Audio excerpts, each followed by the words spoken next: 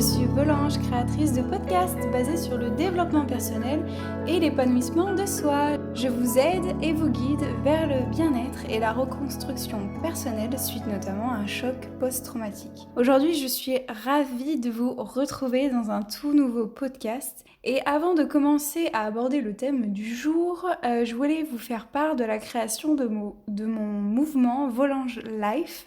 Alors Volange Life, c'est quoi ? C'est un hashtag que j'ai créé sur Instagram, où vous pouvez d'ailleurs me retrouver sous le nom de Volange avec 3 L. Et tout simplement, j'avais envie de réunir ma communauté, où on partage les mêmes valeurs. De réunir aussi toutes les femmes qui ont été victimes d'abus, d'agressions sexuelles, etc. Toutes les femmes abusées, violées.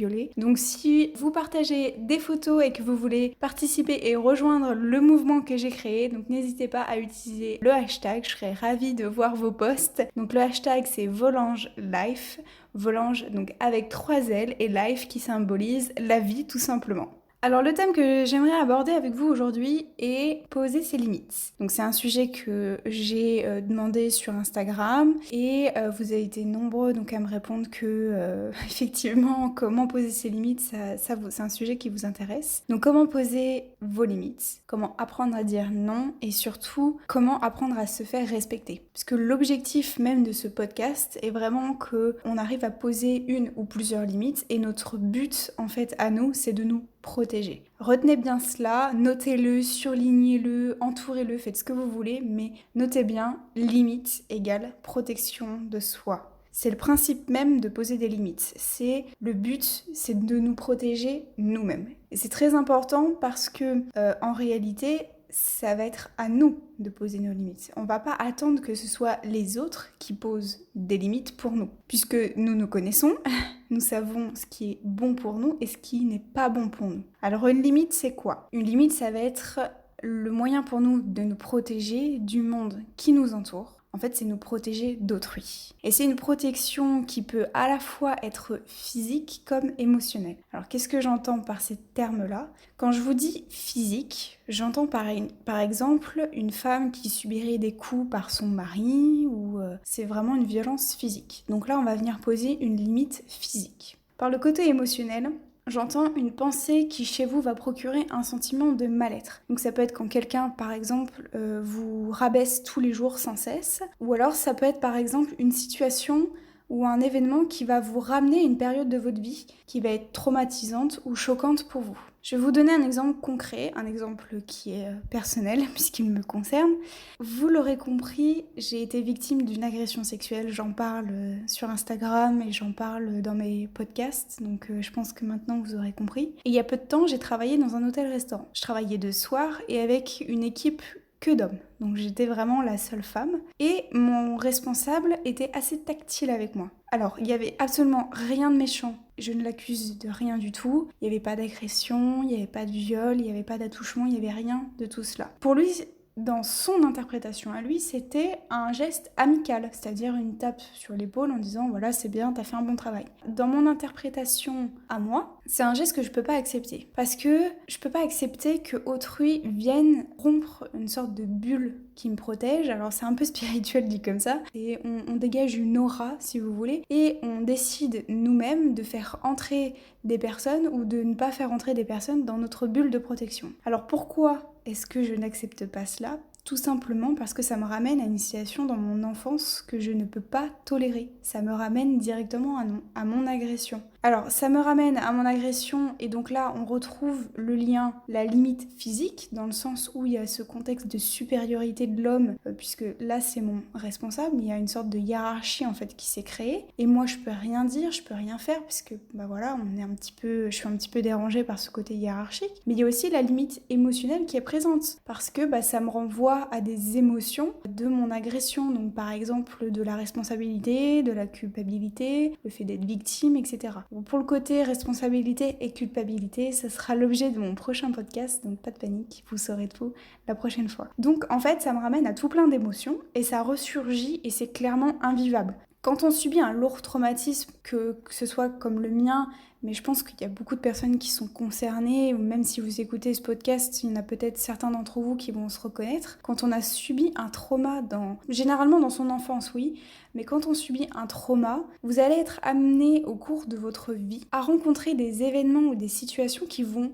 mais automatiquement, vous ramener à votre trauma. Ça, c'est automatique. Le problème, c'est que quand on n'arrive pas à gérer nos émotions, on se laisse envahir. Alors c'est vraiment un flot d'émotions qui nous envahit et c'est incontrôlable. Vraiment, quand on a du mal à les gérer au début, on peut devenir très colérique, on peut vraiment tout envoyer péter. Vraiment, je vous parle de ça parce que c'est vraiment en connaissance de cause. C'est très compliqué à gérer. Donc, première chose, je vous conseille d'aller écouter mon podcast sur comment gérer ses émotions. Dans un premier temps, allez l'écouter parce que ça peut vous aider, vous pouvez vous sentir concerné. Et ensuite, la deuxième étape, ça va être de venir poser vos limites. Donc les deux sont un peu en lien. Pourquoi ? Parce que d'abord, on a les émotions qui vont parler. On a d'abord, les émotions, clac, on a un warning en se disant là, cette situation-là, c'est pas possible parce que ça me ramène à telle autre situation que je ne peux pas vivre à nouveau. Et ensuite, quand on a pris conscience en fait de nos émotions, eh bien on va poser nos limites. Vous voyez que, en fait, on connaît nos limites, puisqu'on sait déjà ce qui est bon pour nous ou ce qui n'est pas bon pour nous. Alors, comment mettre en place nos limites, puisque c'est l'objectif même de ce podcast, et je vais vous aider justement à poser vos limites. Première chose, premier travail si vous voulez, je vous invite à noter tout ce que je vais vous dire. Ça peut vraiment vous aider. Donc première chose, le premier travail, ça va être le mouvement. Alors qu'est-ce que j'entends par mouvement ? Tout simplement, en fait, votre corps, il va parler pour vous. Donc dans une situation physique uniquement, je parle, donc par exemple le côté tactile. Si vous n'aimez pas que quelqu'un vienne entrer dans votre bulle de protection, vous touche, etc. Si vous n'aimez pas ça, en fait, la simple chose que vous allez faire, c'est juste vous retirer. Vous allez faire un geste de là, non, ça je veux pas. Un simple geste, le simple fait de reculer, en fait vous allez faire comprendre à l'autre que ça c'est non. Et vous n'avez même pas à dire quoi que ce soit. Vous pouvez juste faire un mouvement de recul, ça suffira. Ensuite, l'exercice, un peu plus compliqué, je le reconnais, c'est tout simplement de dire non. Et vous n'avez pas besoin de vous justifier. Ça c'est super important. Si la personne vous demande pourquoi, vous n'avez pas à lui répondre pourquoi. C'est non, c'est comme ça. Point. Non, je ne veux pas ça. Non, je ne peux pas ça. Ou alors, non, je n'accepte pas ça. Mais c'est tout. Vous n'avez pas besoin de vous justifier. Alors j'ai conscience que le fait de dire non, juste non sans justification, parce qu'en fait on se sent obligé de vouloir justifier quelque chose, c'est très compliqué. Pourquoi ? Parce que, d'une part, oui, c'est dur. C'est dur de dire non parce que c'est grevé en nous, ça a du mal à sortir, donc c'est compliqué. Ça peut aussi venir de notre environnement, ça peut aussi venir de notre éducation. Donc voilà, ça peut être compliqué, je le conçois. Et c'est compliqué aussi de dire non à quelqu'un, à autrui, parce qu'on va avoir peur d'un jugement.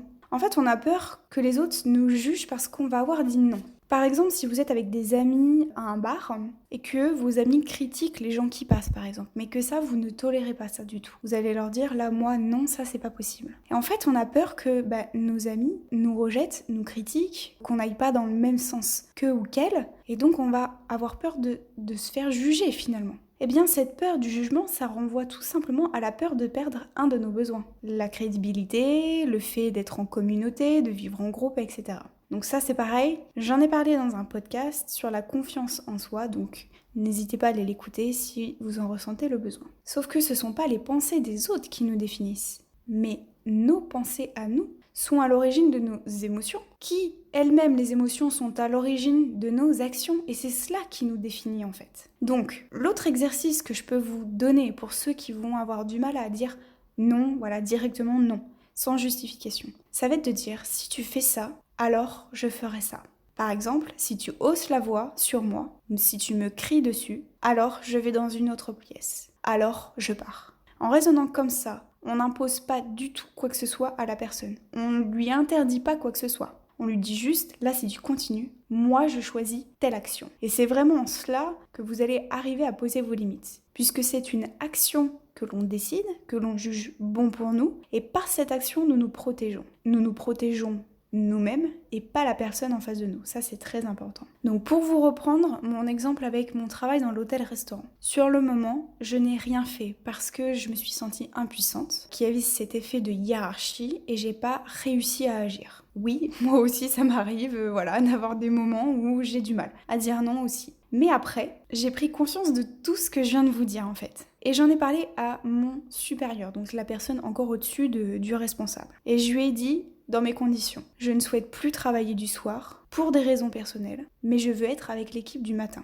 Et mon supérieur, il a tout à fait compris. J'ai posé mes limites, je me suis fait respecter et surtout, je n'ai pas eu besoin de me justifier. On n'a pas besoin de se justifier quand on pose une de nos limites. C'est comme ça et point. Et une dernière chose que je voulais partager avec vous les Blooms aujourd'hui, c'est que le simple fait de dire non, une seule fois, si vous arrivez à dire non une seule fois ou à poser vos limites une seule fois, eh bien vous allez dire non, mais plein d'autres fois. En fait, il suffit d'une seule fois pour prendre conscience et pour faire prendre conscience à votre cerveau, tout simplement, que vous n'allez pas en mourir. Le monde, il va pas vous tomber dessus juste parce que vous allez avoir dit non une fois. C'est juste que votre cerveau, il va comprendre que vous êtes capable de dire non et de poser vos limites. Et que si vous arrivez à poser vos limites, vraiment, je vous conseille de l'écrire. Écrivez votre victoire, écrivez que là, vous avez réussi à dire non, vous avez réussi à poser une de vos limites. Oui, vous avez réussi. Prenez conscience de cela si vous y arrivez,